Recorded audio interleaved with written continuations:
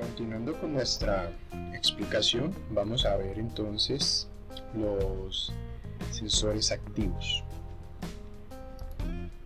Pues los sensores activos generalmente están asociados a los sistemas que pueden enviar o emitir su propia energía.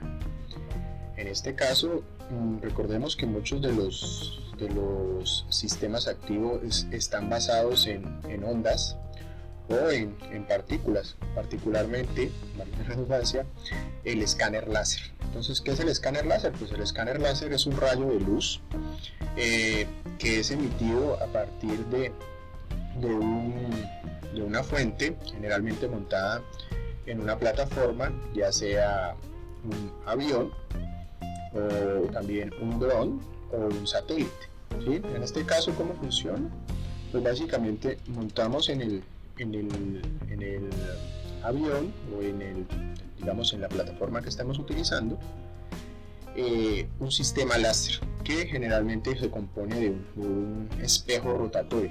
En este espejo rotatorio, que gira a una gran velocidad, va a enviar constantemente cientos de miles de rayos que rebotan contra ese sistema. Lo que hace es que a su vez el láser, como va emitiéndose a gran velocidad, va escaneando la imagen, digamos, del subsuelo, en este caso de la superficie, perdón. Aquí vemos un ejemplo de un modelo generado a partir de un escáner láser. Lo más común de estos escáneres son pues, los denominados LIDAR o LiDAR. Se utiliza principalmente para la parte cartográfica. Aquí vemos un ejemplo de un LiDAR montado en un dron, lo cual pues hace un sobrevuelo sobre una zona y genera un modelo, digamos, tridimensional. Lo que hace es que genera puntos de elevación en, digamos, la altura. Podemos ver entonces la representación muy detallada de todos los objetos que este láser, digamos, genera. Aquí vemos un ejemplo de un sensor LIDAR aéreo. En el caso, el sensor aéreo pues emite, como les mencionaba, a través de unos pulsos, de unos espejos que están girando, y ese giro pues va a hacer que salgan cientos de miles de puntos o de pulsos de rayo láser alrededor de lo que está, digamos, escaneando. Entonces, el LIDAR aerotransportado básicamente escanea alrededor de lo que está sobrevolando y va generando una vista tridimensional de la forma de todos los objetos que encontramos. Hay distintas maneras en que penetra el LIDAR. Entonces pega, digamos, algunos de los rayos pegan en las partes más altas y otros van a llegar a las partes más bajas. Con las partes más bajas es que generalmente nosotros podemos desarrollar los modelos de superficie y los modelos de terreno. Más adelante hablaremos más en detalle qué es un modelo de terreno. Pero aquí entonces vemos una imagen de una avioneta que está haciendo un recorrido, y entonces a medida que va sobrevolando no está tomando fotos aéreas, no está tomando imágenes, está generando un escaneo láser. Entonces esta herramienta es muy útil para generar información topográfica. Aquí vemos un ejemplo de una imagen topográfica en la que el avión pues ha hecho el sobrevuelo. Entonces tenemos un corte transversal de una zona donde hay un puente. Podemos ver el puente en su perspectiva. Podemos ver, digamos, la forma del canal, donde está la vegetación, el escarpe ya hacia el cuerpo de agua. En este caso no vemos el cuerpo de agua, probablemente porque este láser no es un láser adaptado para penetrar el agua. Hay algunos, digamos, los láseres que se denominan los LiDAR batimétrico, que sirven para hacer batimetrías someras. Alcanzan a penetrar dependiendo de la longitud de onda con que el láser se ha creado, ¿sí? Los láseres entonces tienen longitudes de onda de las visibles y del infrarrojo. Entonces hay longitud de onda azul, verde, roja, infrarroja. En este caso, dependiendo de la longitud de onda que utilicemos, pues va a penetrar la parte, digamos, sumergida. Si utilizamos un LIDAR en color azul o amarillo, va a penetrar fácilmente el agua y podrá calcular, digamos, la distancia, en este caso de la batimetría. Aquí vemos una imagen de un LIDAR, en este caso, que ha hecho un levantamiento de una zona y se ve particularmente bien las líneas eléctricas, ¿sí? Las podemos visualizar muy bien en este punto. Ay, perdón, se me fue un poquito. Aquí entonces, siguiendo con la visión del LIDAR, es muy utilizado sobre todo para hacer perfiles enfocados a entender el comportamiento de la vegetación. Aquí vemos entonces un corte transversal de un modelo de LIDAR que estamos viendo un perfil sobre una parte vegetada. Esto es muy útil sobre todo para la parte forestal, ya que permite calcular las densidades, las alturas de los árboles y una gran cantidad de variables que se utilizan a nivel forestal. Este es un ejemplo de un LIDAR en el cual estamos viendo la topografía y estamos viendo la zona donde están los árboles. Aquí también vemos una montañita donde hay una casa. Esta visión es un LIDAR que trabajé hace muchos años sobre una zona costera. Aquí está la zona de la playa. Entonces podemos darnos cuenta que el modelo LIDAR genera un escaneo láser alrededor de todo lo que va haciendo, todo lo que va recorriendo, y va generando una información topográfica de altísimo detalle. Dentro de los sensores activos, entonces, también tenemos las imágenes de radar. Las imágenes de radar entonces utilizan el dominio de 1 a 100 centímetros en las ondas, ¿sí? Como los multiespectrales también tienen distintas longitudes de onda. En este caso la longitud de onda pues va dependiendo de qué frecuencia está utilizándose para entender o para chocar hacia los objetos. Los radares, así como tenemos radares que se utilizan en el aeropuerto para poder enviar una señal, y esa señal choca contra los objetos, generalmente los aviones. Esos aviones van a rebotar la señal y va a identificar en el radar del aeropuerto a qué distancia y más o menos qué tamaño tiene ese avión. Cuando utilizamos las imágenes de radar, pues entonces generalmente están asociadas a satélites de radar, aunque también hay imágenes, hay sistemas de radar que se pueden montar en aviones y sirven para hacer entonces escaneo. La gran característica, escaneo de la Tierra para generar una respuesta. La gran característica de las imágenes de radar es que, como son sensores que penetran las nubes, digamos, no tienen interferencia atmosférica, entonces la nube, los aerosoles no afectan la imagen, como si lo afecta de pronto desde el punto de vista óptico, porque estamos viendo entonces un proceso de luz. Aquí no estamos viendo un proceso de luz, sino que estamos viendo un proceso de onda. Es similar como si nosotros tomáramos una radiografía. La radiografía no es una fotografía, nos está emitiendo una onda, esa onda atraviesa el cuerpo y muestra, digamos, las distintas densidades del cuerpo. Sí, generalmente resaltan más los huesos, lo que es piel, sangre, pues lo atraviesan, pero los materiales más duros como los huesos, el cartílago, se van a alcanzar a ver mucho mejor en la radiografía. Un radar podría ser un símil en este estilo, o sea, envía una señal que atraviesa las nubes, atraviesa la atmósfera y choca contra los objetos, digamos, o los materiales en el fondo, que son básicamente la Tierra. Aquí vemos un ejemplo del sensor de radar. Este es el satélite RadarSat, aquí lo vemos en su construcción. El satélite RadarSat pues tiene unas líneas de sistemas de antenas para enviar la señal desde un ángulo, choca contra la Tierra y rebota hacia el otro ángulo de la antena. En este caso envía o emite una señal de un punto, rebota hacia la Tierra y la recibe con el otro ángulo de la señal. Aquí podemos ver entonces un ejemplo esta es una de las imágenes de radar. Entonces empieza a enviar la imagen y escanea empieza a enviar el pulso de radar y va escaneando la superficie terrestre. A diferencia de las imágenes ópticas, el radar no necesita que sea de día, que haya luz solar. Se puede emitir la señal de radar día y noche, no necesita, digamos, entonces interferencia de las nubes, las atraviesa la nube, entonces es muy útil para lugares que generalmente están muy nubosos.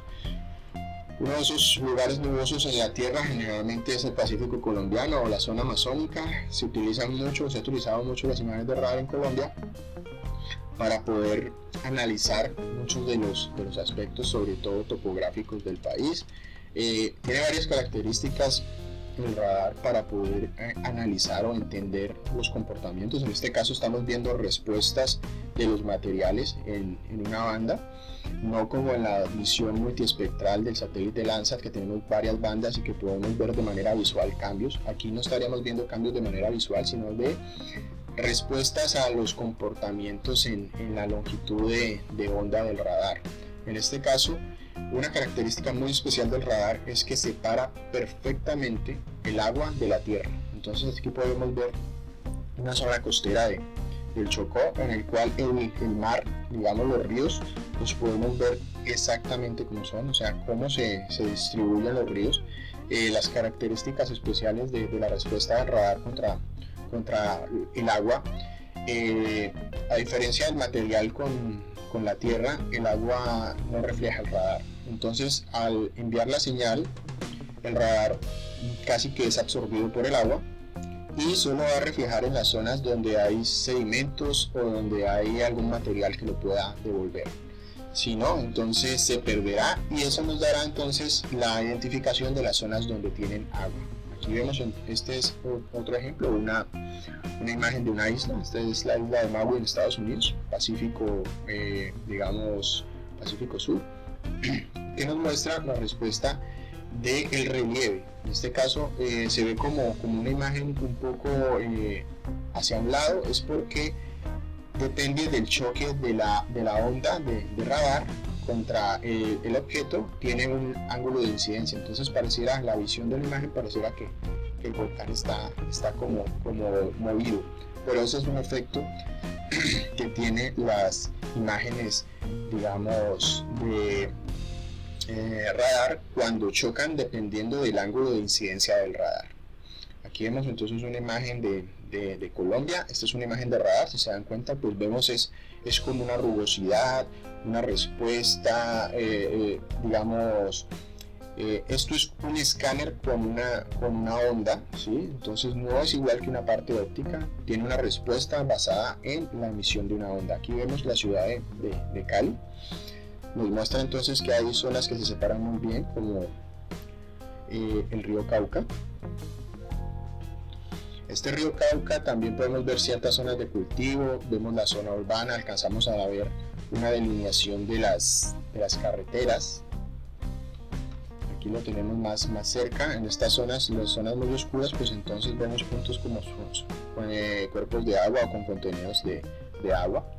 También hay una respuesta, sí, a diferencia obviamente que el río Cauca se ve muy bien, se ve perfectamente.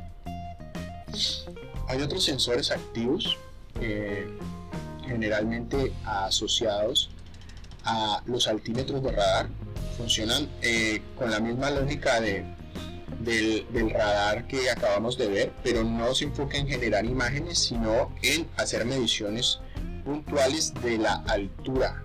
En este caso, emite un pulso para tratar de calcular, digamos, con mucha precisión la forma de la Tierra. En este caso, pues empieza a enviar pulsos. Esos pulsos son devueltos, digamos, en cuestiones de la velocidad de la luz y nos van a entregar una respuesta referente a la altura. Aquí tenemos entonces un mapa hecho con altímetro de radar sobre la topografía oceánica. Entonces el radar envía miles de cientos de pulsos desde el espacio, penetran el agua y llegan hasta el fondo. Al chocar con el fondo se devuelve la señal, choca con la antena que tiene el radar en el espacio y podrá, por esa diferencia de velocidades, calcular la distancia, lo que nos dará la forma del fondo. En este caso también se hace cálculos para la topografía, digamos, emergida, pero el altímetro de radar se ha utilizado mucho para medir el fondo y para medir la altura del océano, o sea, la altura de las olas del océano. Aquí vemos un ejemplo de cómo se utiliza. Entonces el radar envía una señal digamos, al mar, y pues rebota, alcanza a penetrar entonces hasta el fondo del mar, rebotará y llegará otra vez. Y también alcanzará a rebotar sobre algunas longitudes de onda sobre la parte superficial del mar, en este caso las olas, y entonces nos dará el cálculo promedio en muchos lugares de la altura de la ola. Por eso nosotros sabemos a nivel mundial que las olas del Pacífico, o sea, el Pacífico es más alto que el Caribe. Generalmente hay diferencias de 2 o 3 metros de altura entre los dos océanos. ¿Por qué? Porque el Caribe tiene, digamos, un nivel de altura de las olas más bajo. Si ustedes en algún momento han podido contrastar la zona del Caribe con la zona del Pacífico, si han ido a Buenaventura, a las playas de Buenaventura, han visto las olas, y si ustedes han ido, no sé, a San Andrés o Santa Marta o Cartagena y comparan de pronto las alturas de las olas del Caribe, se van a dar cuenta que son menos violentas, son menos altas. Es porque el Pacífico, digamos, tiene una promedio de alturas de olas mucho mayores. Esto se puede evidenciar científicamente, o sea, comprobarse con mediciones a través de los satélites que se utilizan para hacer, digamos, la altimetría. También hay altímetros que utilizan láser. En este caso, entonces, aquí tenemos un ejemplo de altímetro láser, en el cual se calibra con otros láser en la Tierra. Pero vemos que el láser mide con muy alta precisión. Entonces, este láser pues se envía desde el satélite, mide las referencias, también penetra el agua, choca contra las distintas alturas de las olas y es calibrado con sistemas láser de estaciones de control dentro de, digamos, a nivel terrestre, lo que permite calibrar con muy alta precisión la altura que se está definiendo. Entonces aquí podemos ver un mapa del fondo marino a partir de datos de altímetro. Y los altímetros entonces pueden ser de radar o altímetros láser, porque son sensores activos, ¿no? Necesitan enviar su propia señal. En este caso un láser genera su propia luz, una luz puntual, y el radar pues emite una onda emitida, digamos, en una longitud y en una frecuencia específica. Aquí vemos uno de estos ejemplos. Uno de los más famosos es el TOPEX Poseidón, que es un satélite que se envió hace muchos años exclusivamente para hacer cálculos de las alturas medias del océano, principalmente desde la parte topográfica y de las alturas de las olas, para poder evidenciar cambios. Digamos, uno de los elementos con los que se puede entender que se está dando el ascenso en el mar, el ascenso del nivel del mar, es con este tipo de instrumentos, porque como se empiezan a medir, ya se tienen los datos promediados de muchos años de las alturas. Si hay un cambio en la elevación, pues va a haber un cambio en las alturas del mar y va a haber un cambio entonces en toda esa masa, y eso con un satélite de estos se podrá evidenciar rápidamente, o digamos ya se está evidenciando, se empiezan a tener pruebas de que el océano está empezando a elevarse, ¿sí? Digamos en 15-20 años, pues con los satélites de medición de altimetría nos podemos dar cuenta cada vez que está empezando a aumentar el nivel del mar. Dentro de otro tipo de sensores activos que también encontramos, basados en este principio de la emisión de su pulso, de su energía, tenemos el sonar. Generalmente el sonar se monta en los barcos, en un barco, para poder enviar una señal y hacer entonces que esa señal choque contra el fondo, y va a generar entonces una visión tridimensional del fondo marino.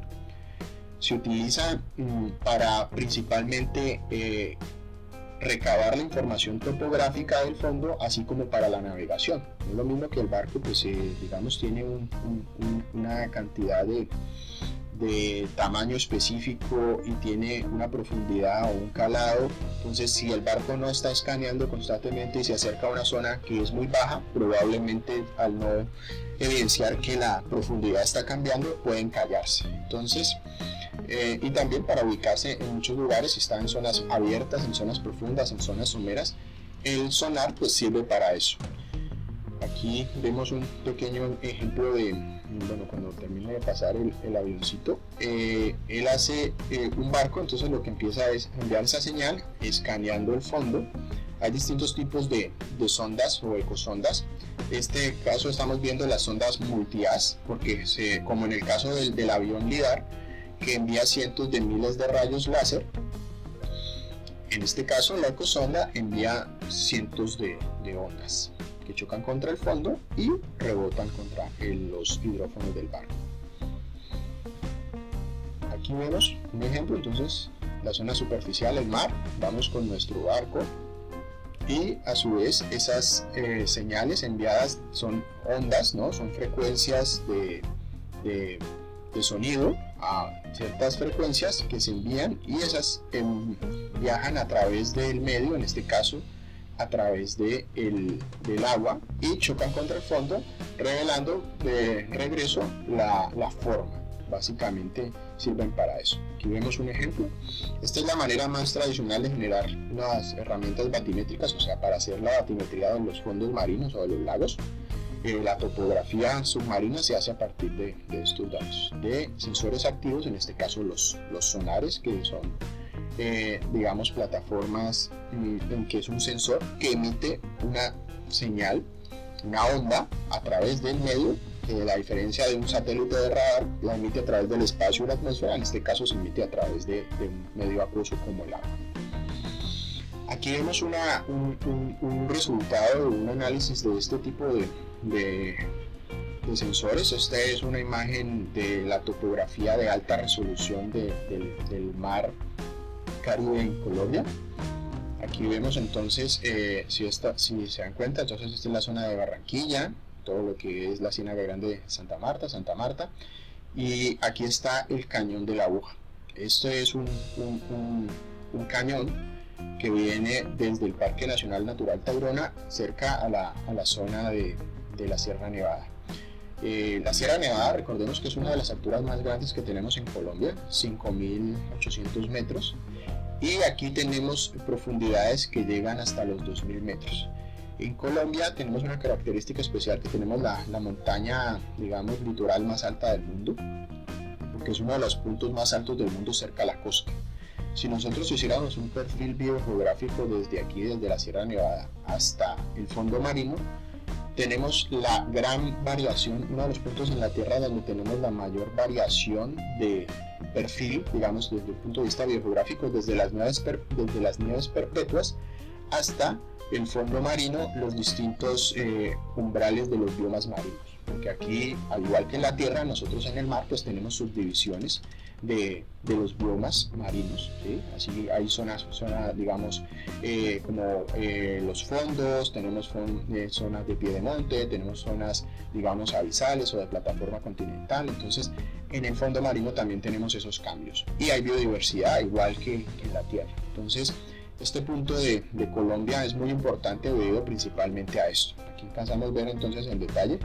Los ríos en el fondo marino siguen digamos, profundizándose. Todos estos, digamos, aquí se ve parte del río Magdalena que sigue penetrando en el fondo marino. Las densidades del agua cambian y cuando el río llega al mar, no es que el agua se mantiene, digamos, se difumina. El fondo marino, el río sigue penetrando sobre el fondo y sigue generando corrientes submarinas y gran cambios y canales. Aquí vemos un canal, que este es el canal de los ríos, sobre todo de la delta del antiguo Magdalena.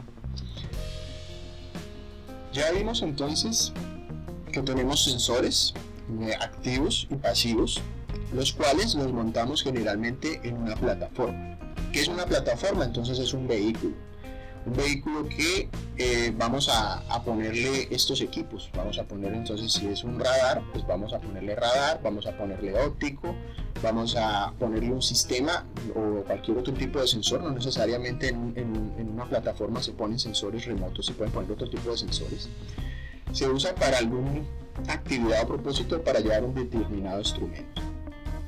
En este caso, pues los sensores que se montan en plataformas, las plataformas para nosotros pues pueden ser aviones, pueden ser helicópteros, pueden ser drones, pueden ser satélites, ¿sí? Dependiendo entonces de la plataforma y del sensor, pues vamos a tener rangos de observación que van a ser desde muy pocos metros, como con un dron que tenemos volando 80 metros o 100 metros, hasta un satélite que está a 700, 800, 1000 kilómetros de altura. Entonces, ese tipo de observación pues lo vamos a poder diferenciar en un ejemplo como este esquema. Tenemos la teledetección, que va desde, en términos generales, la palabra teledetección va desde esa distancia en la que nosotros podemos censar, medir, recolectar información con un sensor, y puede ir desde 1 metro hasta 36.000 kilómetros de altura, ¿sí? Aquí ya son satélites por fuera de, digamos, de la atmósfera de la Tierra. Y también podemos utilizar plataformas. En ese caso, las plataformas las dividimos en satélite, en avión, en dron y en otras plataformas, digamos, in situ o de campo, que ahorita vamos a ver algunos ejemplos. Generalmente las plataformas in situ están asociadas a elementos fijos que podemos colocar una cámara a cierta altura, como una grúa.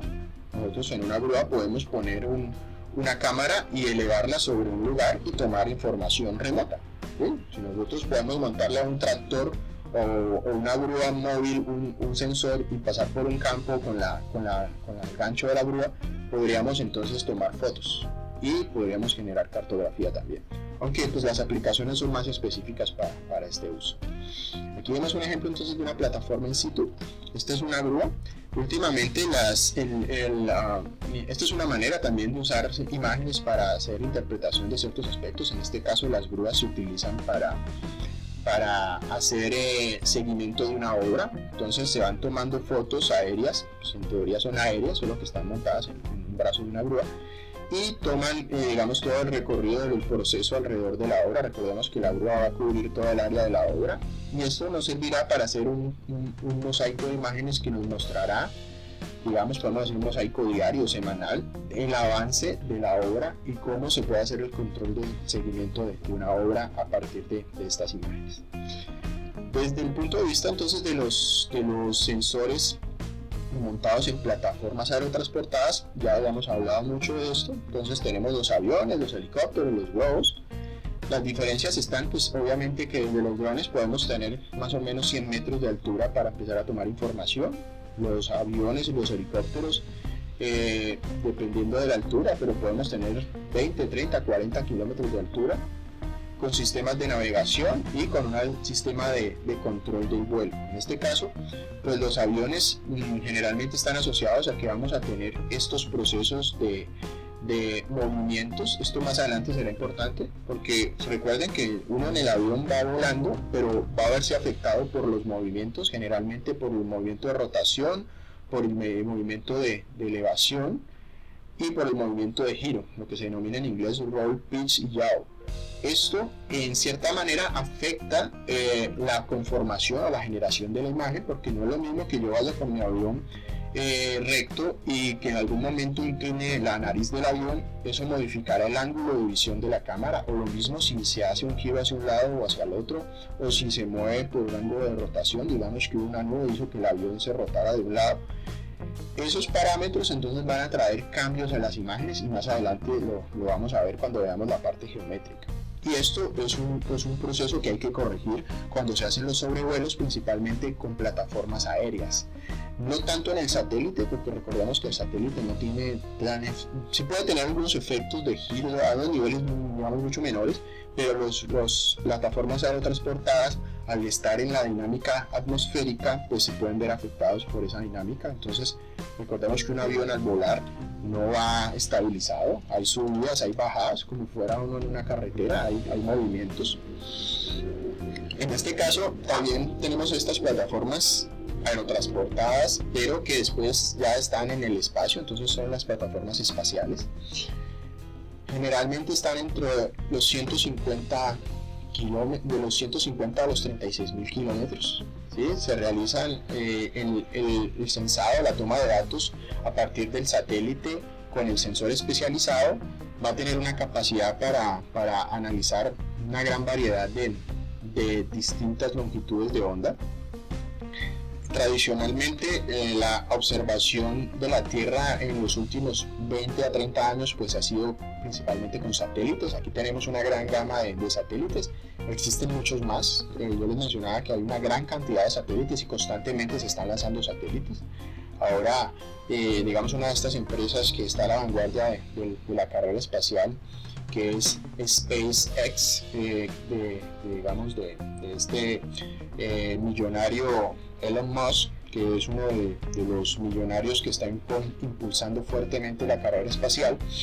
Él ha empezado a enviar una constelación para generación de información de todo tipo de satélites. Recordemos que esta empresa SpaceX lo que está haciendo es abaratar los costos de lanzamiento.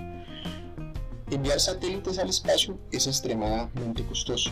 Anteriormente, pues enviar un satélite era muy costoso. Los satélites que se enviaban eran satélites muy grandes, satélites de tamaños de 1 tonelada, 2 toneladas.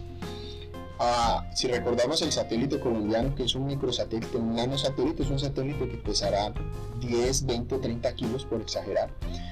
A partir de la reducción de los precios o los costos de lanzamiento como compañías como SpaceX, se han podido empezar a enviar grandes cantidades de satélites. Y actualmente se ha tratado de enviar satélites cada vez más pequeños. Digamos que un satélite ya de alta resolución, a comparación a un Eros o un Iconos que eran satélites de 2 toneladas, ahora un satélite grande puede pesar 300 kilos. Entonces se ha empezado a reducir el tamaño de los satélites. También en cierta manera reduce lo que se denomina la basura espacial, aunque está aumentando en cantidad más no en tamaño. Pero un satélite más pequeño es más fácil de ser destruido cuando, si por X o Y motivo el satélite reingresa a la Tierra, pues la atmósfera lo destruye, lo quema y terminará siendo entonces un satélite que podrá ser destruido fácilmente. Aquí vemos algunas de los ejemplos de estas imágenes tomadas en plataformas espaciales. Tenemos las primeras imágenes de alta resolución del satélite Iconos, el satélite Landsat, que ya hemos hablado mucho, el satélite TerraSat, que es un satélite de radar, el RadarSat, que acabamos de hablar hace rato, el Spot 5, que es un satélite muy parecido al Landsat, que es el satélite francés, que tomó años, digamos, toda la familia de los Spot tomó información satelital durante muchos años. Generalmente cuando ustedes ven una denominación del satélite y un número, es porque previamente, si estamos en el 5, entonces ha habido Spot 2, Spot 3, Spot 4 y así sucesivamente. Entonces, si vemos RadarSat, este es el RadarSat 1, ahora el RadarSat 2, y así sucesivamente algunos satélites se empiezan a denominar por números cuando son del mismo, digamos, la misma familia, sino que empiezan a generarse nuevas versiones. Dentro de las características que tenemos de las plataformas, entonces vamos a tener estos parámetros básicos, sobre todo las plataformas satelitales. ¿Sí? Cuando es la plataforma aérea vamos a tener algunas que cambiarán. En las satelitales pues vamos a tener alrededor de 5. Una es la altitud, que es la distancia del satélite en la que se encuentra. Entonces, digamos, un satélite como el de alta resolución Iconos está a 700 kilómetros de altura. Tiene un ángulo de inclinación. Entonces el ángulo, recordemos que nosotros tenemos una cámara, unos sensores, y estamos mirando a la Tierra, pero podemos tenerlo a unos ciertos cambios de ángulo, ¿no? Podemos tenerlo a 90, a 95, a 100, a 120 grados, y dependiendo del ángulo en que se esté orientando la cámara, pues la conformación de esa imagen de satélite va a tener ese ángulo que se va a ver afectado. El periodo de órbita entonces es, si nosotros tenemos un satélite, está orbitando, o sea, está dando una vuelta alrededor de la Tierra en un tiempo específico, ¿sí? Generalmente cuando nosotros denominamos órbita, pues es el tiempo que es requerido para completar un giro alrededor de la Tierra. Digamos, cuando tenemos el ciclo de repetición, entonces el ciclo de repetición es las órbitas para que pasen, digamos, en términos sucesivos, una de otras. Digamos, una órbita, ahorita lo veremos en un gráfico, es más fácil explicarlo en un gráfico. El tiempo de revisita es, digamos, para que un satélite pase por el mismo punto, ¿cuánto tiempo se demora? Entonces, si yo pongo a orbitar mi satélite a dar las vueltas a la Tierra, digamos, se demora tanto tiempo en dar vueltas a la Tierra, para que pase y tome la misma fotografía aérea o la misma fotografía satelital por el mismo punto, cuánto tiempo se demora. Entonces es muy importante sobre todo el tiempo de revisita, porque no es lo mismo que un satélite pueda tomar imágenes cada 15 días, como en el caso de promedio de los Landsat. Entonces en una imagen Landsat vamos a tener imágenes cada 15 días, de pronto de satélites de más alta resolución que pueden pasar más rápido y podemos tener fotos cada 2 días o cada día y medio en posible tiempo de toma de la misma foto. Aquí entonces es donde empieza uno de los primeros aspectos, la altitud. Dependiendo de la altitud que tenga nuestro satélite en el espacio, pues nos va a dar una idea de para qué se utiliza. Porque no es lo mismo tener el satélite recordemos que si aquí tenemos un satélite entre más cerca, pues vamos a poder ver una visión más restringida, más cercana a una cierta zona. Pero si nos alejamos, entonces vamos a empezar a tener una visión cada vez más grande de la Tierra, ¿no? Entonces si vamos con un satélite pequeño vamos a ver este espectro, pero si con un satélite a 20.000 kilómetros vamos a ver, digamos, a nivel del continente, y con un satélite más lejos pues vamos a ver entonces a nivel de la Tierra, vamos a alcanzar a ver la curvatura y a ver varios continentes. Entonces dependiendo de para qué lo usamos, vamos a ver en qué altitud lo ponemos. Generalmente los de la observación de la Tierra, su gran mayoría están por debajo de los 850 kilómetros. De los 20.000 kilómetros, pues entonces tenemos los satélites de GPS, que esa es la señal que entonces ustedes reciben en su teléfono. Es de un satélite que está en el espacio enviando una información, y a partir de una constelación nosotros podemos ubicarnos en el espacio, ¿sí? Porque tenemos las coordenadas y nos da la latitud y la longitud. Y a niveles, digamos, más allá de la altitud donde se colocan los satélites de GPS, tenemos los satélites de observación, como los de meteorológicos, que tienen una imagen general de la Tierra para ver las nubes, para ver la humedad, para ver todos digamos, los aspectos meteorológicos. Y necesita entonces estar dándole la vuelta a la Tierra rápidamente, entonces los ciclos son de 24 horas, en el caso de los satélites son de 12 horas los de GPS, y de los otros satélites que tenemos, digamos, para observación, pues está alrededor de minutos, ¿sí? A medida que nos alejamos de la Tierra, pues vamos a tener entonces ciclos mayores, ciclos más rápidos, para darle la vuelta a la Tierra. ¿Sí? Cuando estamos más cerca, pues va a ser más demorado poder darle la vuelta a la Tierra, porque vamos a necesitar recorrer una distancia más larga. En este caso, al estar más lejanos, pues vamos a tener, digamos, un cubrimiento más rápido de la Tierra. Aquí vemos un ejemplo, un satélite en el espacio. Si no estoy mal, este es el Iconos, está a 770 kilómetros de altura, ¿sí? Entonces está en la parte extraterrestre, en la atmósfera. Tenemos 700 kilómetros, la imagen toma en un rango de visión, entonces dependiendo de la altura, ¿sí? Vamos a tener que abarcar, digamos, este territorio, va a poder centralizarse en un ángulo específico, entonces digamos que aquí puede estar en 85, 90 grados, veamos que no es perpendicular, no es paralelo, aquí hay un ángulo en el que está variando, puede ser un 90, un 100. Entonces las imágenes del satélite de Iconos van a ser tomadas a 770 kilómetros de altura con un ángulo específico, ¿sí? Recordemos entonces que el satélite viaja muy rápido, este satélite está viajando a 24.000 kilómetros por hora para poder darle la vuelta a la Tierra, igual que la Estación Espacial Internacional también está a una altura específica. Por eso tenemos distintas alturas, ¿no? Entonces hay un satélite que está a 770 kilómetros, de pronto ponemos el otro 780 y el otro a 790 para que estén en distintas alturas y que no se choquen unos contra otros. Entonces, igual que los aviones, cuando estamos en el aire, pues hay un avión que va a una altura, hay un avión que va a otra, para evitar que los aviones se choquen en el aire. Las órbitas, entonces tenemos algunos ejemplos de órbitas. Las órbitas más usadas para percepción remota son las polares o las cuasipolares o casi polares, ahorita lo veremos, principalmente porque deben ser órbitas heliosincrónicas. Recordemos que los sensores pasivos necesitan del Sol, necesitan entonces estar viendo la luz del Sol para que el Sol choque la información contra la Tierra y esa información entonces se refleje y podamos verla, digamos, con el sensor. En este caso, muchos de los satélites que son de observación de la Tierra están sincronizados con el movimiento solar.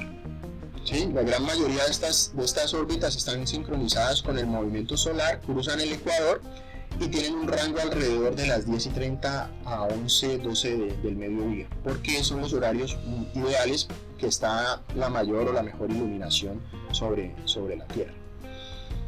También tenemos las órbitas geoestacionarias, es cuando el satélite está, digamos, a estas alturas muy altas, digamos a 36.000 kilómetros, y como está tan lejos de la Tierra, pareciera ser que su giro coincide con el de la velocidad de la Tierra. Entonces pareciera ser que el satélite está estacionado, pero realmente no está estacionado. Si nos damos cuenta, un satélite más abajo, a altura de 700 metros, está viajando a 28.000 kilómetros por hora, a 36.000 kilómetros de la Tierra de distancia también está viajando a 28.000 kilómetros por hora. La diferencia es que como el ciclo está más alejado, va a coincidir más o menos con la velocidad de la Tierra. Entonces pareciera que está estacionado y todo el tiempo va a estar en el mismo punto, o vamos a ver el mismo satélite en el mismo punto.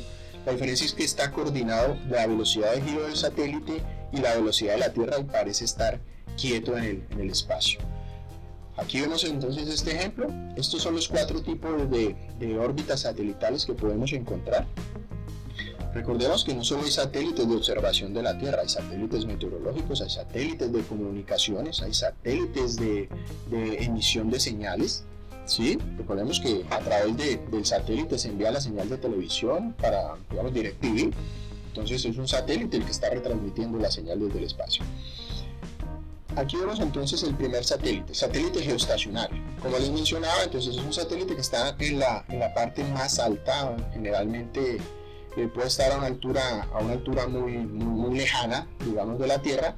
Trata de coincidir esa lejanía con el giro de la Tierra. Entonces este satélite pareciera estar quieto, ¿sí? Va a girar siempre con la Tierra. Digamos, si estamos al frente de Colombia, a medida que la Tierra está girando, pues el satélite parece estar siempre al frente de Colombia y va a estar estacionado, como dice el satélite geoestacionario, es como si estuviera estacionado ahí quieto. Realmente no está quieto, está girando a la misma velocidad del punto a la distancia de la Tierra, para que pareciera que estuviera quieto, pero no está quieto, está coordinado la velocidad con el giro.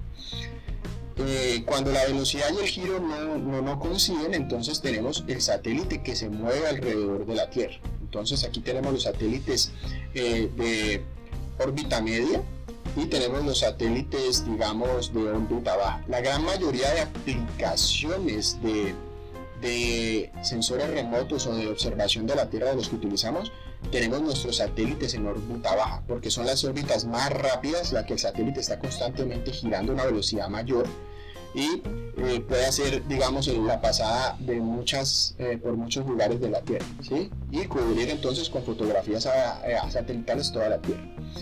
Los satélites entonces de órbita MEO o de órbita media son satélites de comunicaciones y de telefonía, ¿sí? Entonces se mueven alrededor de la Tierra, no están estacionados, pero cubren generalmente un aspecto específico de una gran zona de visión, ¿sí? Recordemos que entre más cerca estemos de la Tierra vamos a tener una visión más reducida, y a medida que nos alejamos o nos elevamos, pues vamos a tener una visión más grande.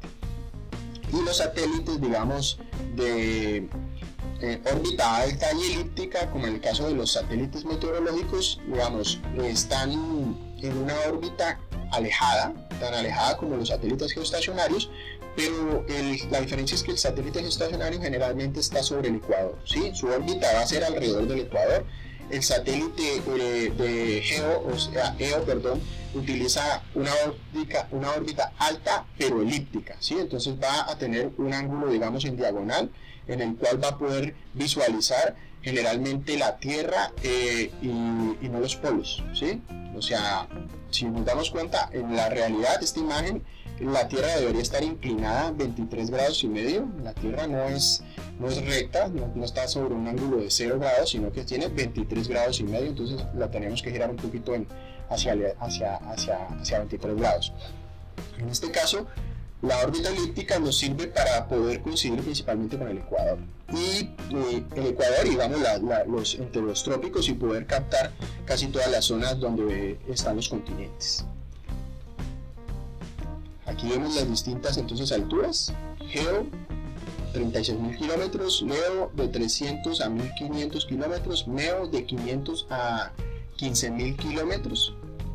lo que en teoría nos da, y digamos el EO, perdón, tiene también una altura muy variable, generalmente está entre los 15.000 y los 36.000 o más kilómetros. Entonces podemos tener este satélite que generalmente se asocia a los datos meteorológicos en unas alturas muy altas. La diferencia es que la órbita no es geoestacionaria, sino generalmente elíptica. Aquí vemos entonces un ejemplo de la órbita de Landsat, ¿sí? Aquí recordemos que tenemos la Tierra, en este gráfico sí tenemos la Tierra inclinada 23 grados y medio.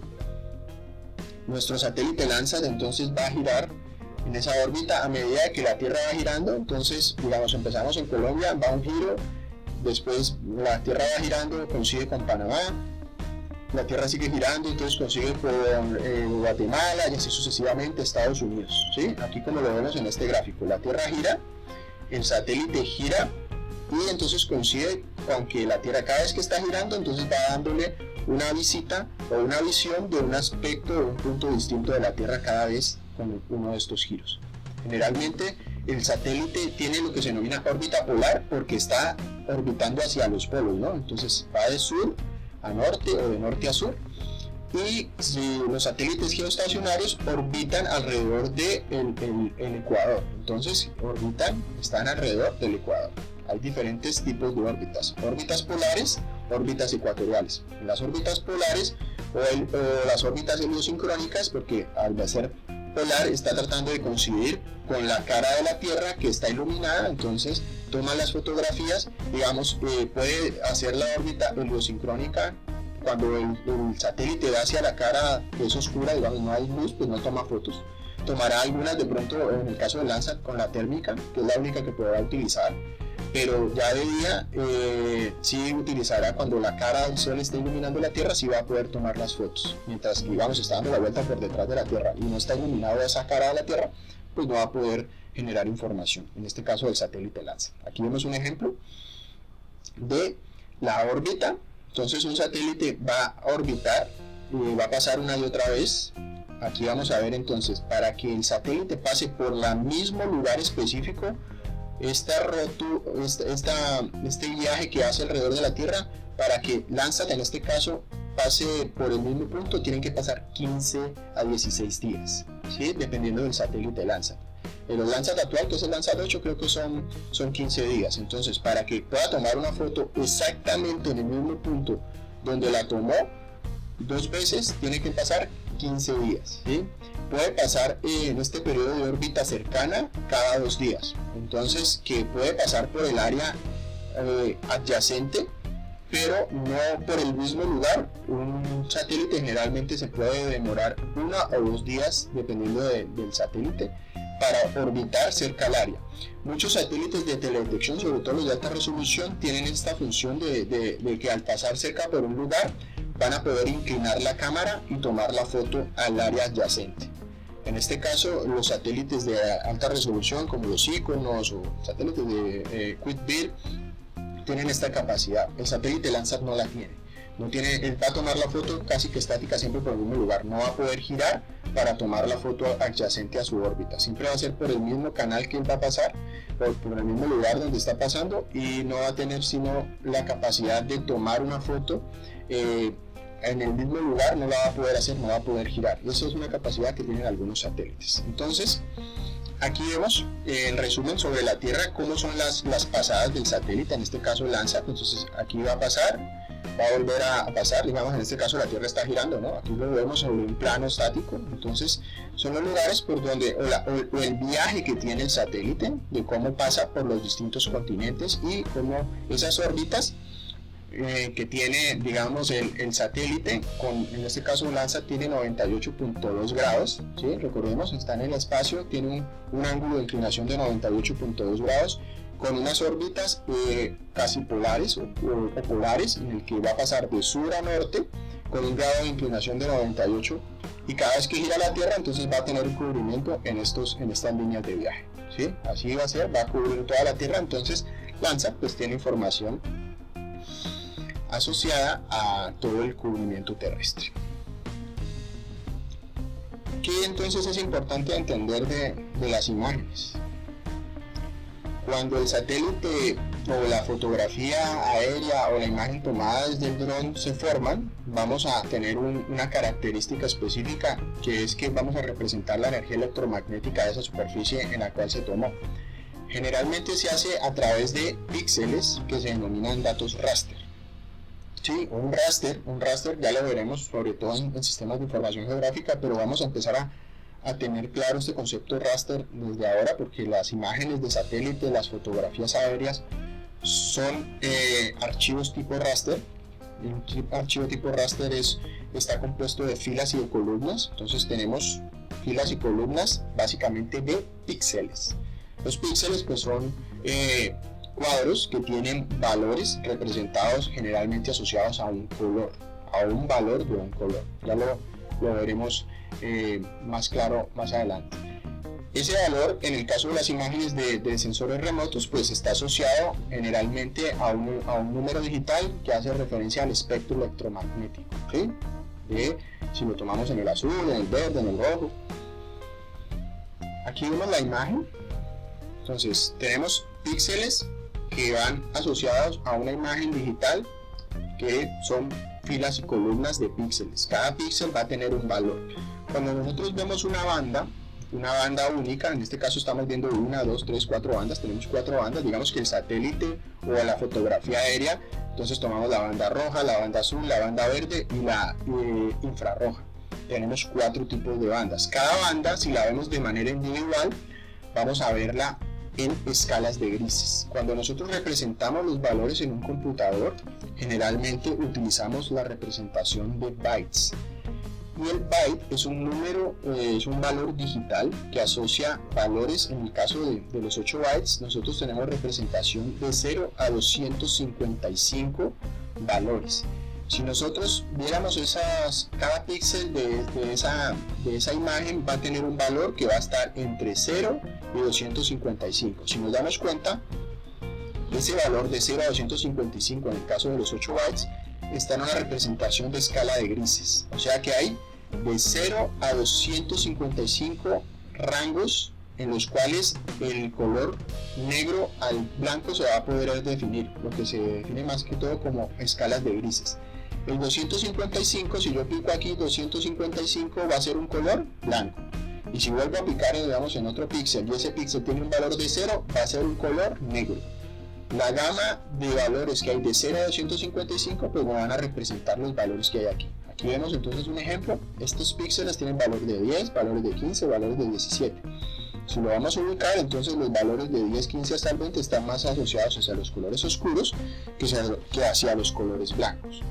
Esto nos va a conformar entonces cuando veamos una banda de manera individual, una banda que nos representará valores de 0 a 255 en escalas de grises cuando la vemos sola, cuando vemos una sola banda. Un ejemplo es cuando vemos la banda pancromática. La banda pancromática se va a representar en colores de escalas de grises. O cuando vemos la banda roja o vemos la banda azul sola, vamos a verlas en escalas de grises. Solo cuando podemos ver 3 bandas al tiempo es que vamos a poder asociarles distintos colores para formar el color en el rango visible o en el rango del RGB. Esto lo explicaremos más adelante, sobre todo cuando hacemos las prácticas tratamos de entender mucho mejor este concepto. Aquí vemos un ejemplo. Entonces tenemos la imagen en el infrarrojo, tenemos la imagen en el rojo y la imagen en el verde. Cuando las cargamos en nuestro computador, si las cargamos de manera individual, pues vamos a ver solo una imagen, solo podemos ver otra representación en escalas de grises al tiempo. Y en colores, podemos ver en colores cuando cargamos 3 imágenes y a cada una de esas 3 imágenes le asignamos un rango de colores, en azul, en rojo, bueno, digamos que sería natural, sería azul, rojo y verde. Esa combinación de cada uno de los azules, rojos y verdes en rangos de colores, digamos sería desde el color rojo más oscuro al más claro, del color verde más oscuro al más claro y del color azul más oscuro al más claro. Al mezclarlos nos van a dar los colores primarios y podremos representarlo en color. Aquí vemos un ejemplo de cómo se ve la imagen solo en valores, digamos, de un píxel. Tenemos la imagen digital. Si nosotros hacemos un zoom a este objeto y le hacemos mucho zoom, vamos a ver, son los píxeles. Los píxeles van a estar asociados a un valor. En este caso, los valores no están de 0 a 255, están convertidos a niveles digitales, que son los valores del espectro. Entonces se hace un cálculo y se reconvierten los valores de 0 a 255 a valores del espectro. Digamos, en este momento no le hagamos caso a esto. Lo ideal es que entendamos que vamos a tener valores de grises, que en el caso del píxel normal estos serían valores de ¿qué? De 255, porque son valores claros, y el negro serían valores de 1 o de 2, 3, 4, digamos los valores más bajos. Esto sería básicamente como el computador interpreta una imagen. Interpretar la imagen, sobre todo en valores de 0 a 255 cuando lo vemos en escalas de grises. Y esa es una de las visiones iniciales de cómo es la conformación de una imagen digital, ¿sí? Esa imagen digital, la más común, la vamos a manejar en 8 bytes, pero también podemos tener 4 bytes, 2 bytes o un nivel de 1 byte. Generalmente estos valores pues, van a representar distintos cálculos que podemos tener en una imagen. Ahorita lo veremos más claro. Pero hay 4 tipos de resoluciones muy importantes. La resolución espacial, que es el tamaño que nosotros podemos ver en una imagen, generalmente asociada al detalle. El espectro o la espectral, la resolución espectral, que está asociada a qué visión del espectro electromagnético podemos ver. Entonces ya nos dimos cuenta que hay imágenes de satélite que pueden ver en el verde, en el azul, en el rojo, en el infrarrojo. La gran mayoría pueden llegar a estas 4 básicas, pero hay otras que dividen inclusive el infrarrojo en infrarrojo cercano, infrarrojo lejano, dividen el rojo en rojo límite. Entonces tendríamos un satélite que tiene 7, 8 bandas, 9 bandas, 10 bandas. Entonces el espectro, la resolución espectral es en la que el sensor tenga la capacidad de subdividir el espectro y poder visualizarlo. La resolución temporal, la que hablábamos, es cuando el satélite, o digamos, pues es una fotografía tomada con un avión. Entonces la capacidad que tenemos nosotros para poder volar con el avión otra vez, ¿cuánto sería? ¿Qué tiempo? O el dron, ¿cuánto tiempo podemos hacer volar otra vez el dron? Sería la temporal, que es la frecuencia contra que el sensor adquiere los datos. Si es un satélite Landsat, son 15-16 días. Si es un satélite Icon o un satélite de alta resolución, 2-3 días. Y la resolución radiométrica hace referencia a estos valores de grises que puede detectar o la imagen se puede representar. No necesariamente tenemos imágenes a 8 bytes, podemos tener imágenes a 16 bytes, entonces que ya tienen 1024 niveles de gris. Esto ya más adelante lo hablaremos más en detalle para comprender. Resolución espacial, entonces. Vemos distintas imágenes. Una imagen de 80 metros de detalle puede ser un satélite como las versiones iniciales del satélite Landsat. A 40 metros de píxel, un satélite Landsat 3 o 4, digamos Landsat 5, podemos tener una versión de 30 metros de píxel, más o menos parecido a esto. A 20 metros de píxel, satélite como el Sentinel, tenemos 20 metros. La banda multiespectral de Sentinel es a 20 metros. La banda pancromática de Sentinel a 10 metros. Si nos damos cuenta, la de 10 metros es un poquito más detallada que la de 20 metros. Imágenes de satélite a 5 metros pueden ser las bandas detalladas de Spot. Imágenes de satélite a 2.5 metros, entonces ya empiezan las imágenes de alta resolución, ¿sí? Entonces, si nosotros vemos una ciudad como Santiago de Cali con una imagen Landsat en el lugar de la Universidad del Valle, pues a 80 metros no vamos a poder diferenciar nada. Vamos a ver unos píxeles que van a mezclar todo lo que hay ahí. A medida de que vamos haciendo sobrevuelos más detallados con un satélite o con una imagen aérea que tenga mayor detalle, vamos a poder vislumbrar cada vez mejor. Entonces, la resolución espacial es esta capacidad de discernir en mayor detalle por un satélite o por una imagen de una fotografía aérea o de un avión. Va a ser la capacidad de medir los objetos que se encuentran en el suelo basados en la medida más real, ¿sí? Entonces no es lo mismo visualizar una zona como esta que tiene yates y tiene barcos a 0.5, o sea a medio metro, que a 1 metro, a 2.5 metros. Cada vez que vamos subiendo el tamaño del píxel estamos perdiendo detalle, ¿sí? 80 metros, entonces ¿qué es lo que nos dice? Que este lado del píxel va a tener 80 metros, este lado va a tener 80 metros, no va a poder representar nada más grande de 80 metros, ¿sí? Mientras que aquí ya tenemos una imagen que tiene 0.5 metros, digamos un barco debe tener 3 o 4 metros de largo, ya podemos ver que esto es un barco, ¿sí? Pero no podemos discernir una persona, no podemos ver un perro, algo más pequeño de 0.05 metros no vamos a poder visualizarlo, pero algo más grande de eso sí lo vamos a poder ver. Para este caso entonces, si necesitamos ver el perro, necesitamos ver la placa del carro, necesitamos ver una de las personas, pues necesitamos píxeles más pequeños como los de un dron, que un dron toma a 0.2 o 0.3, ¿sí? Que ya vemos centímetros, no vemos, digamos, 0.5 metros. Un ejemplo de distintas imágenes satelitales, la Spot, resolución de esta misma isla a 20 metros de píxel, entonces vemos que se alcanza a ver algo, pero se ve como borroso. Otro nivel más detallado, una imagen a 5 metros de ese mismo lugar, entonces ya vemos que se distingue mejor, entonces ya se ve más diferencias en la parte marina, se alcanza a ver bien esta zona de bosque, se empiezan a ver diferencias mejores. Y una imagen íconos a 1 metro, obviamente aquí ya se ven cosas que no podíamos ver acá, digamos no podemos ver este arrecife, que aquí no se distingue bien. Aquí se alcanza a ver mejor, pero no se alcanza a delimitar muy bien. En este caso sí lo vemos, digamos que nosotros fuéramos a hacer un mapa de cobertura vegetal y del fondo marino de esta isla. Podríamos generar algunas clases, digamos aquí sería 1, 2, 3, como 5 clases para un mapa temático. Con este podríamos, al tener más detalle, podemos discernir, podemos discriminar mejor. Entonces aquí tendríamos como 10 clases, mientras que con la imagen iconos, que es la más real y va a tener más acercamiento a la realidad, vamos a tener 20 o 30 clases de las diferenciaciones de cobertura de lo que podemos encontrar aquí. Lo mismo, un ejemplo, esta es una imagen de Sentinel, entonces del Sentinel a 10 metros que el Sentinel a 20 metros. Generalmente entonces esta es la fusión con la imagen pancromática de 10 metros de Sentinel.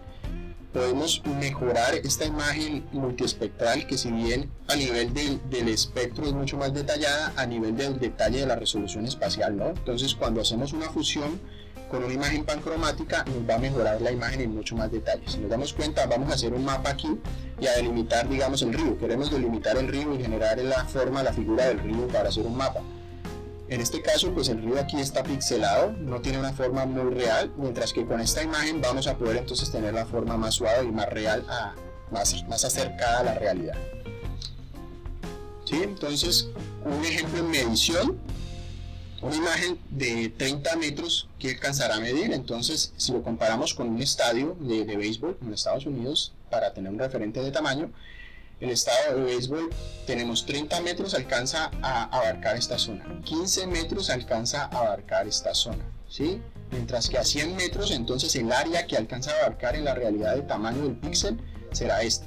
Si nosotros entonces tratamos de discriminar ciertas cosas en reconocimiento, pues obviamente el píxel de 100 metros va a ser mucho más borroso y en detalle que el píxel de 15 metros. En este caso estamos viendo los distintos tamaños de resolución del satélite Landsat 7. En las multiespectrales son de 30 metros, la pancromática es de 15 metros y la térmica es de 100 metros, ¿sí? Entonces yo puedo generar un mapa temático resampleando, o sea, fusionando las imágenes de píxel de 100 metros con la de 30 metros y obtener imágenes térmicas a 30 metros.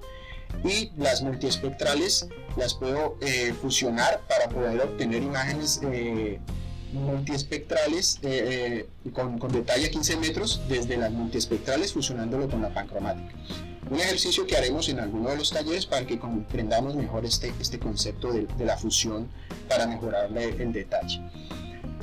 En este caso, pues la cobertura de las imágenes de satélite o del área de visión de nuestra información, pues la podemos ver asociada al área que cubre cada imagen. Entonces, no es lo mismo el área que cubre una imagen como Landsat, que una imagen tiene 170 por 185 kilómetros, mientras que una imagen Spot tiene 60 kilómetros por 60 kilómetros. Si viéramos una imagen iconos tendría como 20 kilómetros por 20 kilómetros. ¿Por qué?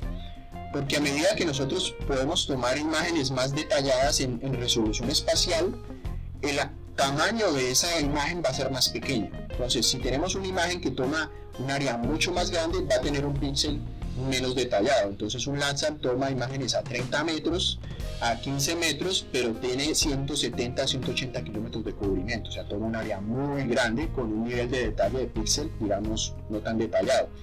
Si nosotros queremos tomar una imagen detallada de 1 metro, pues vamos a tenerlo que tomar en 20 kilómetros y no en 170 kilómetros, porque vamos a reducir el tamaño de la imagen para poder abarcar un nivel de píxel más detallado. En este caso, pues hay resoluciones globales, como en el caso de las imágenes MODIS, que toman secciones. Si dan cuenta, estas son secciones de las imágenes del satélite, esas son franjas de kilómetros. Toma una resolución de píxel de 2.33 kilómetros de ancho, entonces cada píxel tiene 2 kilómetros. La imagen en total pues va a ser una imagen casi que toma media Suramérica en una pasada. ¿Por qué? Porque estas son imágenes de resolución de muy baja resolución enfocadas a análisis globales, ¿sí? Para ver el continente, para ver la región, no para ver un departamento, una ciudad. Esta no es la aplicación del MODIS porque es un satélite meteorológico. Entonces, para aplicaciones atmosféricas, no nos importa el detalle a 1 metro, sino que necesitamos ver la región en contexto, digamos todo Colombia, y ver cómo están comportándose las nubes y la precipitación. Si nos damos cuenta, entonces las imágenes más detalladas de este satélite que es MODIS, pues entonces va a tomar una imagen. Este es el Nilo, este es Egipto. Entonces aquí vemos el Golfo, digamos la península de Sinaí, perdón, y aquí tenemos el delta del río Nilo, ¿sí? Entonces tenemos el canal de Suez, que es el que permite el paso hacia el Mediterráneo. Entonces toda esta zona del Nilo aparece casi que un país en una sola imagen de MODIS, ¿sí? Con una resolución de píxeles de 1 kilómetro. En este caso, más allá del detalle que vemos aquí, lo vemos a nivel general, pues esto debe tener por lo menos 300, 400 kilómetros de distancia, y vamos a poder verlo en términos generales el comportamiento. En este caso estamos viendo la diferencia entre el desierto y el delta del río Nilo, que está, digamos, pues húmedo y con vegetación. Cuando vemos imágenes de más alta resolución, aquí estamos viendo una imagen de EROS-A, un satélite de alta resolución pancromático. Solo toma imagen pancromática, solo toma una imagen en grises, digamos, pero con longitudes de onda del rango visible al infrarrojo, digamos de 400 nanómetros a 900 nanómetros, y tiene una resolución de 1.8 metros, ¿sí? Entonces toma tamaños que son asociados, digamos, en una imagen spot o Landsat. Si viéramos esta zona del buque, pues no se verían píxeles o 2 píxeles grandes, mientras que aquí ya vemos un detalle, estamos viendo un barco, estamos viendo una zona de un puerto. Aquí vemos otra imagen de EROS A1 de alta resolución, en este caso de una base de submarinos en Rusia. Vemos una zona de hielo, vemos la zona del puerto. Una imagen en iconos pancromáticas, ¿sí? Recordemos que la pancromática es la que generalmente tiene más alta resolución y tiene una visión amplia en el espectro, ¿sí? Iconos tiene imagen pancromática de alta resolución de 1 metro y tiene imágenes multiespectrales de 2.5. Cuando ustedes ven las imágenes de Google Earth, que generalmente se ven en colorcitos, esas imágenes muy detalladas en colorcitos originalmente no son en colores, son imágenes de la pancromática. La que es detallada es la que se ve en grises, que es la pancromática, solo que se le hace la fusión a imágenes, digamos, multiespectrales y les da el color. Cuando nosotros tenemos la imagen roja, verde y azul en 2.5 metros, la podemos fusionar con la imagen de 1.5 metros y obtener una imagen con el mismo detalle de 1 metro, pero ya en colores. Generalmente entonces las imágenes que vemos en Google Maps son imágenes que originalmente eran en escalas de grises, porque eran la pancromática que se fusiona con la imagen, digamos, multiespectral. Aquí vemos una imagen iconos, pero este es un par estereoscópico. ¿Qué es un par estereoscópico? Es cuando se toman 2 imágenes del mismo lugar al mismo tiempo, solo con un cambio o un ligero cambio en su ángulo de visión. ¿Para qué? Para poder visualizar en perspectiva tridimensional o en visión estereoscópica. Ustedes dirán, ¿pero qué es la visión estereoscópica? La visión estereoscópica es la que tenemos nosotros los seres humanos. Ustedes tienen visión estereoscópica porque tienen 2 ojos, si tuvieran un ojo, pues solo podrían ver con un ángulo de visión. Si ustedes se dan cuenta, sus ángulos de visión de los ojos están ligeramente cambiados. Con un ojo no ven lo mismo que con el otro, ven una imagen ligeramente distorsionada en ángulo. O sea, nosotros tenemos entre los ojos lo que se llama la distancia interpupilar, que en la gran mayoría de las personas es de 6.5 centímetros. Entonces una imagen versus la otra tiene una diferencia de ángulo de visión y eso nos permite calcular la distancia. Por eso si ustedes ven, se tapan un ojo, no pueden calcular la profundidad. No pueden decir a qué distancia está un objeto. Ustedes dicen, eso está a 2 metros, 3 metros. Pues porque están haciendo un cálculo de profundidad en su cerebro a partir de las dos visiones de una imagen y poderlo calcular, digamos, el fondo. En este caso, con los satélites o con las fotografías aéreas, se toman imágenes que están ligeramente en distintos ángulos unas de las otras y están, digamos, tomando el mismo objeto. Esa capacidad de ver en distintos ángulos nos va a permitir hacer un proceso fotogramétrico que nos permitirá reconstruir tridimensionalmente algo.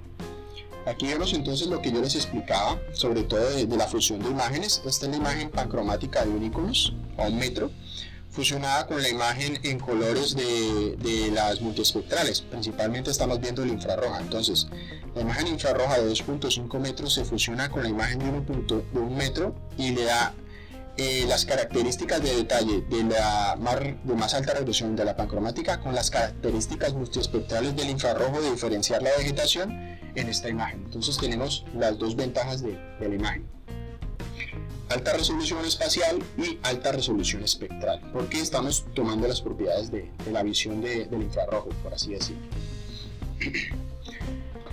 Cuando vemos entonces la resolución espectral, lo vemos asociado a esto, ¿no? A la capacidad de discernir en el espectro. Una imagen de satélite o una fotografía aérea pues va a tener distintas longitudes de onda, capaces de leer dependiendo del satélite o dependiendo del avión. Aquí tenemos una imagen esta debe ser una fotografía aérea de un sistema, el sistema se llama DAR, y esta es la capacidad de visión de ese avión con ese sensor especializado.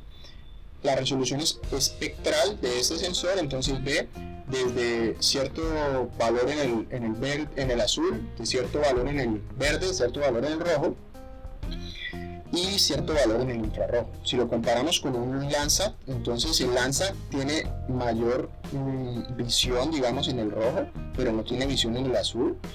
Esto es un Landsat 4, debe ser. En el infrarrojo, entonces cubre este aspecto desde los 700 nanómetros hasta, digamos, 760, 700 el Landsat, mientras que este sensor aerotransportado no. Entonces, esta es la diferencia en resolución espacial. Resolución espectral, perdón. La resolución espectral es la capacidad que tiene de discernir mi satélite o mi sensor aerotransportado o en un dron, en un avión, para ver el espectro, ¿sí? Entonces hay un espectro que puede verse completamente y hay otros que de pronto no alcanzan a verlo, sino que solo ven ciertos aspectos de ese espectro. Entonces, dependiendo de la aplicación, pues va a ser más útil para nosotros. Aquí tenemos una imagen multiespectral. Recordemos entonces que hiperespectral, perdón. El hiperespectral entonces tiene una gran cantidad de bandas. En este caso vemos una imagen de la iris que toma 224 bandas. Entonces ese espectro los subdivide en 224 bandas. Entonces, si vamos a ver a mayor resolución espectral, pues un satélite Landsat contra una imagen hiperespectral de una iris, pues el iris tiene mayor resolución espectral porque divide el espectro en 224 bandas, a diferencia del Landsat que tiene 8 bandas. Entonces el espectro es mayor capacidad de discernir longitudes de onda en una imagen como una imagen hiperespectral de la iris que de una imagen multiespectral como la de Landsat. La resolución temporal entonces hace referencia a esa capacidad que yo tengo con mi satélite de pasar por el mismo punto cada cierto número de días, ¿sí? Entonces mi satélite pasa por un día el 1 de junio del 2004, luego pasa por junio de 2017, luego pasa julio de 2004, ¿sí? Este viaje lo está repitiendo por el mismo punto cada 16 días. Entonces este será la resolución temporal de mi sensor. Si es un satélite, pues generalmente sí está asociado a los satélites que tengan esa capacidad, pero si es un dron, pues yo puedo definirlo cuando pueda definir la periodicidad de revisita que yo voy a hacer en el área. Entonces voy a hacer un monitoreo de un cultivo, voy a venir cada 5 días. Esa será la resolución temporal que yo tendré en mis imágenes, porque cada 5 días voy a tomar imágenes en el cultivo, por así decirlo, ¿sí? Y la resolución radiométrica, pues entonces va asociada principalmente al número de bytes que podemos representar en escalas de grises en una imagen, ¿sí? Si tenemos una imagen de 7 bytes, va a representar de 0 a 127 escalas de grises. Si tenemos una imagen de 8 bytes, que es la más común para nosotros, va a representar la imagen de 0 a 255 escalas de grises. Si lo tenemos en 9 bytes, es de 0 a 511 escalas de grises. Y si la tenemos en 10 bytes, va a ser de 0 a 1023 escalas de grises. Y así sucesivamente de manera exponencial. Obviamente que podemos tener imágenes de 8, de 10, de 16 bytes, de 24 bytes. Sí, ya en 24 bytes, de 16 bytes, pues tenemos imágenes que se representan en 16.000, de 0 a 16.000 colores o niveles de grises, o de 0 a 64.000 diferenciaciones en grises, que ya sería algo, digamos, muy grande. Aquí vemos la tabla exponencial, ahorita la analizamos, pero para que nos demos cuenta, entonces un byte representa el número de niveles de gris. Entonces un solo bytes podemos representar en dos valores, en blanco y en negro. Ya cuando tenemos 2 bytes podemos representar entonces ya en 4 niveles de grises. Tenemos negro, tenemos blanco y tenemos un intermedio entre ese negro y ese blanco y entre el subsecuente, ¿sí? Entonces tenemos 4 niveles. Si tenemos 3 bytes, entonces ya tenemos 8 niveles de grises. Entonces tenemos, digamos, 4 niveles hacia la parte oscura y 4 niveles hacia la parte clara. Y si tenemos 8 bytes, entonces en este caso nuestros 8 bytes va a tener 256 niveles de grises, ¿sí? Vamos a tener entonces en el gráfico, como lo vemos, vamos a tener cada vez una mayor cantidad de diferenciación en los colores de grises. Obviamente que si tenemos una imagen a 10 bytes, pues vamos a tener 1024 niveles distintos. Entonces tuviéramos una barra que tuviera 1024 colores desde el blanco hasta el negro, ¿sí? Aquí vamos viendo es que cada vez se va ensanchando esa gama de colores grises. A medida que tengo más bytes, más información voy a tener y más capacidad de discernir cada píxel en distintas clases vamos a tener, ¿sí?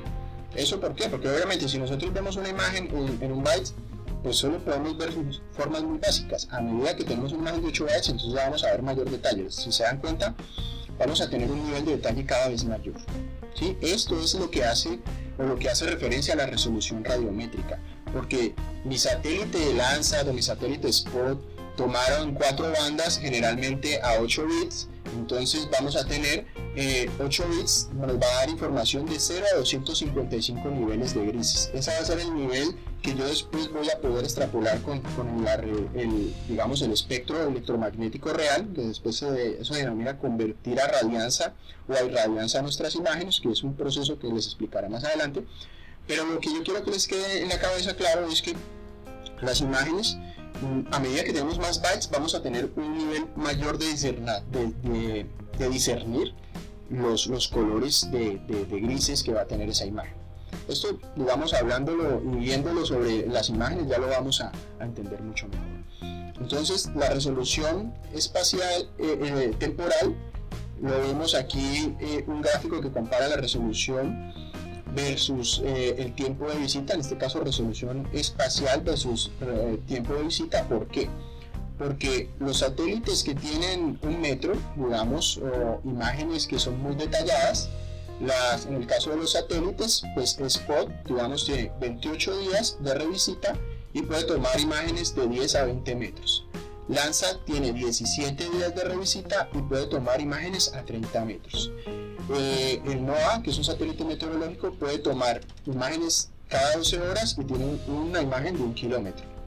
El Meteosat, que es este satélite que digamos que está muy alejado de la Tierra, puede tomar imágenes cada 30 minutos a con un píxel de 5 kilómetros. Entonces, a medida que nos alejamos de la Tierra, vamos a tener periodos de revisita más cortos, pero imágenes con píxeles más grandes que abarquen más tamaño. Y a medida que nos acercamos a la Tierra, entonces vamos a tener, digamos, píxel con más detalle, pero tiempos de revisita más largos.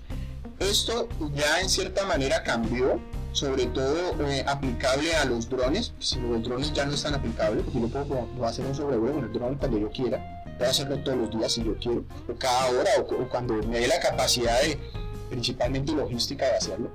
La fotografía aérea generalmente se hace cada vez que se puede, entonces los periodos de revisita pues no están adecuados. Aquí se dicen 5 años, pero eso es como lo ideal de hacer sobrevuelos, digamos a Cali, Santiago de Cali, el vuelo para hacer catastro.